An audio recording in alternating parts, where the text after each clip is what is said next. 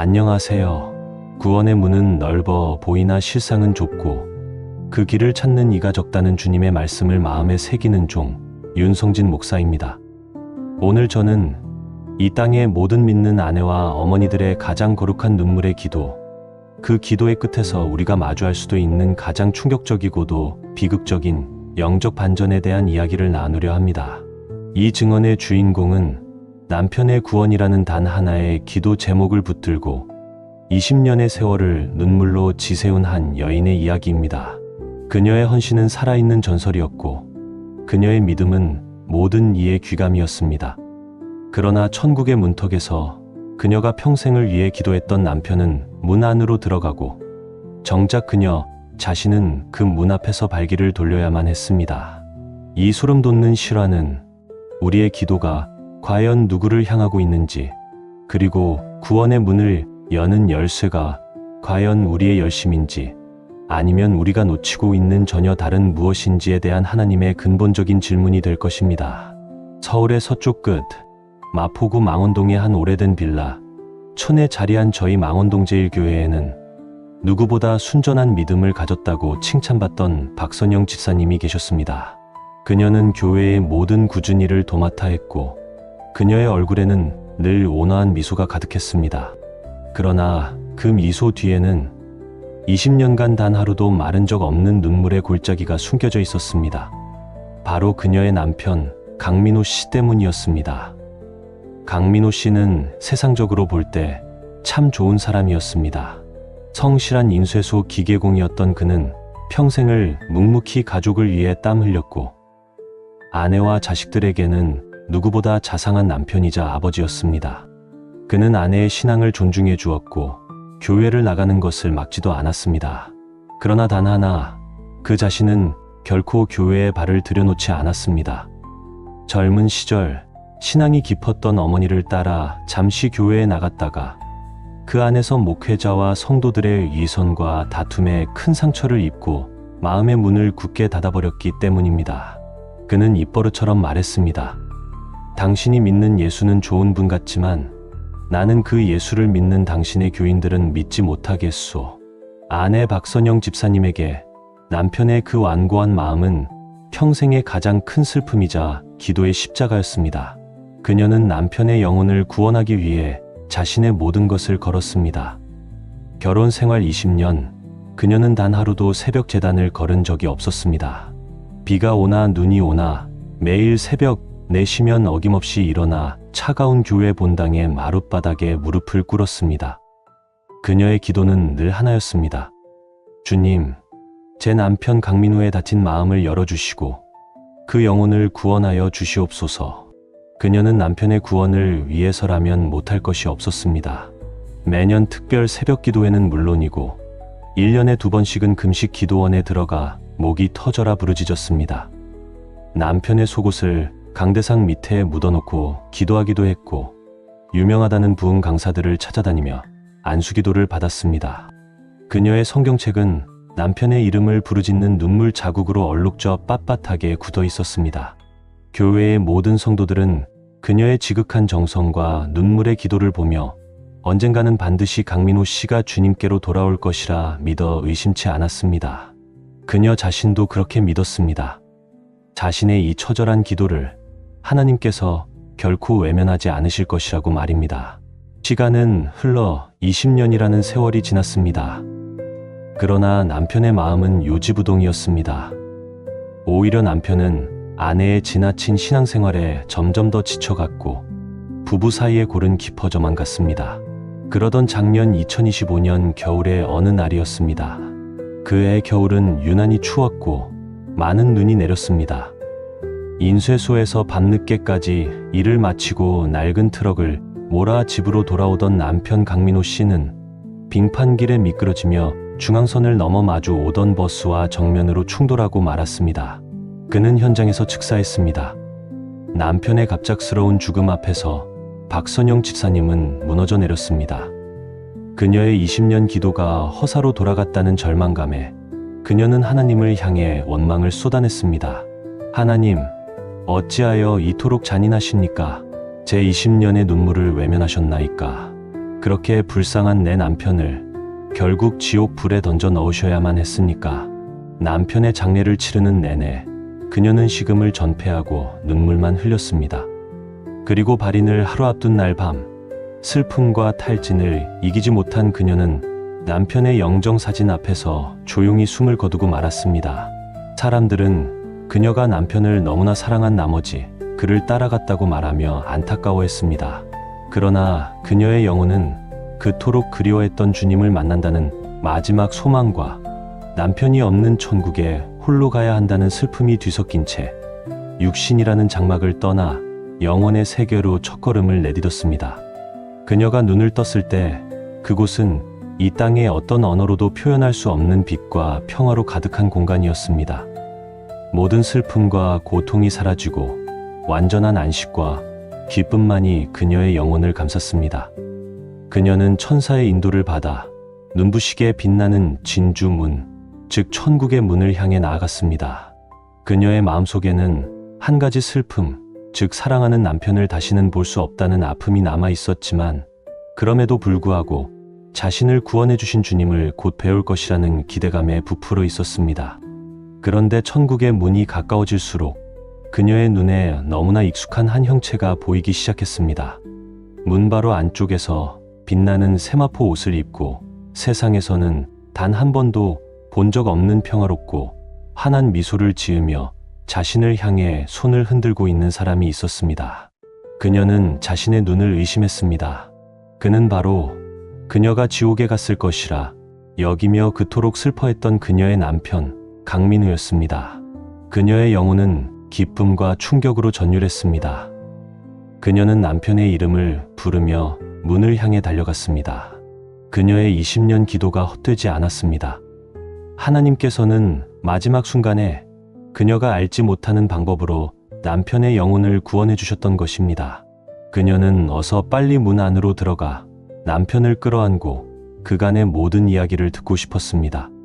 남편 역시 눈물을 글썽이며 그녀를 향해 팔을 벌리고 있었습니다. 그런데 바로 그녀가 문지방을 넘어서려던 그 순간이었습니다. 문을 지키고 있던 빛나는 천사가 슬프지만 단호한 표정으로 그녀의 앞을 가로막았습니다. 그리고 그 천사의 뒤편에서 그녀가 평생을 섬겼던 주님, 예수 그리스도께서 나타나셨습니다. 주님의 얼굴에는 그녀를 환영하는 기쁨이 아닌 가장 사랑하는 딸을 떠나보내야만 하는 아버지의 깊은 고뇌와 슬픔이 어려 있었습니다. 주님께서는 그녀의 이름을 부르셨습니다. 선영아, 나의 사랑하는 딸아, 너는 20년간 참으로 많은 눈물을 흘렸구나. 그 모든 수고를 내가 안다. 그러나 너는 이곳에 들어올 수 없다. 주님의 그 말씀은 그녀의 영혼을 산산조각 내는 망치와도 같았습니다. 그녀는 도저히 이해할 수 없었습니다. 평생 예수를 부인했던 남편은 문 안에 있는데 평생 예수를 위해 울었던 자신은 문 밖에 서야 한다니. 그녀는 울부짖으며 주님께 물었습니다. 주님, 어찌하여 저는 들어갈 수 없습니까? 제가 무엇을 잘못했나이까? 저는 주님을 위해 제 모든 것을 바쳤습니다. 제 남편의 영혼을 위해 20년을 바쳤습니다. 그런데 어찌하여 저를 거절하시나이까? 그러자 주님께서는 그녀의 눈을 열어 그녀가 드렸던 20년 기도의 영적인 실체를 비춰주셨습니다. 그리고 그녀의 그 위대했던 헌신이 왜 구원의 문을 여는 열쇠가 아니라 오히려 구원의 문을 가로막는 거대한 걸림돌이 될 수밖에 없었는지 그 세 가지 무서운 이유를 설명해 주기 시작하셨습니다. 첫 번째 이유는 그녀의 기도가 사랑이 아닌 자기 의를 위한 도구였기 때문입니다. 주님께서는 그녀가 매일 새벽 차가운 교회 바닥에 엎드려 기도하던 모습을 보여주셨습니다. 그녀의 기도는 참으로 뜨거웠고 간절했습니다. 그러나 주님께서는 그녀의 마음 깊은 곳, 그녀 자신도 속이고 있었던 중심 동기를 드러내셨습니다. 그녀의 기도 시작은 분명 남편을 향한 사랑이었습니다. 그러나 20년이라는 세월이 흐르는 동안 그녀의 기도는 점차 변질되어 갔습니다. 그녀는 남편의 영혼이 구원받기를 기도한 것이 아니라 자신의 기도가 응답받기를 기도했습니다. 남편의 구원은 그녀의 신앙이 얼마나 위대한지를 증명하는 하나의 트로피가 되어버렸습니다. 그녀는 남편을 불쌍히 여기는 마음보다 그런 남편을 위해 기도하는 자기 자신의 모습에 더 깊이 취해 있었습니다. 그녀의 눈물은 남편을 위한 것이 아니라 자신의 의로움을 확인하는 자기 연민의 눈물이었습니다. 주님께서 슬픈 음성으로 말씀하셨습니다. 선영아, 너는 누가복음에 나오는 바리새인의 기도를 기억하느냐? 그는 성전에 서서 따로 기도하여 이르되 하나님이여, 나는 다른 사람들 곧 토색 불에 간음을 하는 자들과 같이 아니하고 이 세리와도 같이 아니함을 감사하나이다 라고 기도했다. 너의 20년 새벽 기도가 바로 그 바리새인의 기도였음을 너는 깨닫지 못했느냐? 너는 입술로는 남편을 위해 기도했지만 너의 마음의 중심에서는 늘 이렇게 외치고 있었다. 하나님, 저는 저 불쌍하고 완고한 불신자 남편과 같이 아니하고 이렇게 매일 주님을 위해 눈물 흘리는 의로운 자임을 감사하나이다. 너는 너의 기도를 통해 남편을 살리려 한 것이 아니라 남편과 너를 분리시키고 너의 의로움을 드러내려 하였다. 너의 기도는 사랑의 다리가 아니라 정죄의 칼이었다. 두 번째 이유는 그녀가 남편의 구원이라는 우상을 섬겼기 때문입니다. 다음으로 주님께서는 그녀의 일상의 모습을 보여주셨습니다. 그녀의 모든 삶은 남편의 구원이라는 단 하나의 목표에 맞춰져 있었습니다. 그녀는 남편에게 복음을 전한다는 명분 아래 남편의 모든 삶을 통제하고 정죄했습니다. 남편이 동료들과 술 한 잔이라도 마시고 들어오는 날이면 그녀는 그를 지옥에 갈 죄인이라며 밤새도록 비난했습니다. 남편이 주일에 쉬고 싶어 하면 안식일을 범하는 자에게 이 말 저주를 퍼부었습니다. 그녀의 삶에는 예수 그리스도가 없었습니다. 오직 남편의 구원이라는 거대한 사명만이 존재했습니다. 그녀는 하나님을 예배한 것이 아니라 남편의 구원이라는 우상을 예배했습니다. 그녀는 그 우상을 이루기 위해 하나님을 이용했고 그 우상의 제물로 남편을 바치려 했습니다. 주님께서 말씀하셨습니다. 선영아, 십계명의 첫 번째가 무엇인지 아느냐? 나 외에는 다른 신들을 내게 두지 말라. 너는 너를 위하여 새긴 우상을 만들지 말라. 너는 남편의 구원이라는 거룩해 보이는 우상을 만들어 너의 마음 가장 깊은 곳에 세워두었다. 그리고 너는 나보다 그 우상을 더 사랑하고 더 의지하였다. 너의 삶의 주인은 내가 아니라 너의 기도 제목이었다. 너는 나를 섬긴 것이 아니라 너의 소원을 섬겼다. 그러니 어찌 나의 나라에 들어올 수 있겠느냐? 세 번째 이유는 그녀가 구원의 주권이 하나님께 있음을 믿지 않았기 때문입니다. 이것이 그녀가 천국 문 앞에서 거절당한 가장 근본적이고도 비극적인 이유였습니다.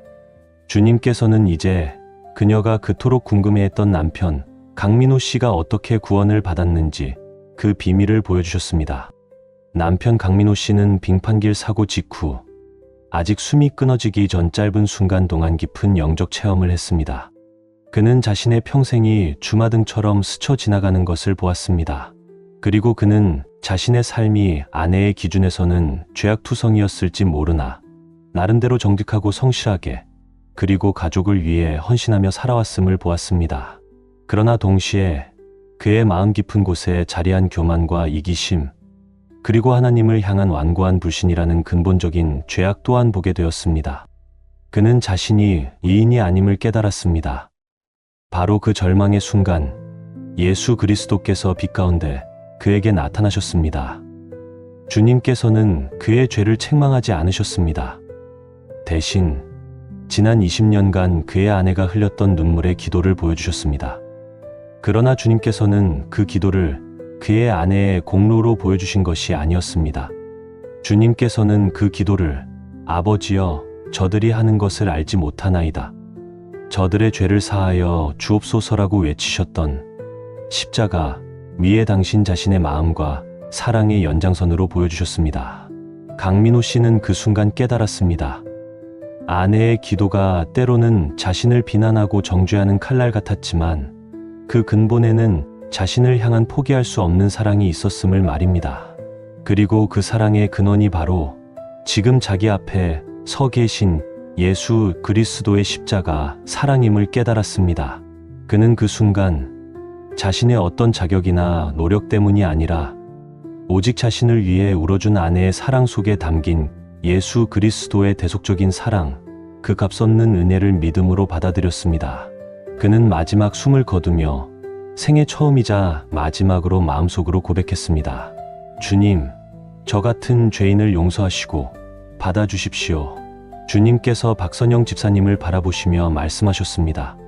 선영아, 너는 내 남편이 너의 20년 기도의 공로 때문에 구원받았다고 생각하느냐? 천만에, 그는 너의 기도가 아니라 그 기도 속에 담긴 나의 십자가 사랑을 보았기 때문에, 그리고 그 값없는 은혜를 마지막 순간에 믿음으로 받아들였기 때문에 구원받은 것이다. 그러나 너는 어떠하냐? 너는 평생을 나를 섬긴다고 하였지만 단 한순간도 나의 은혜를 의지하지 않았다. 너는 너의 20년 눈물의 기도를 너의 의로움의 근거로 삼았다.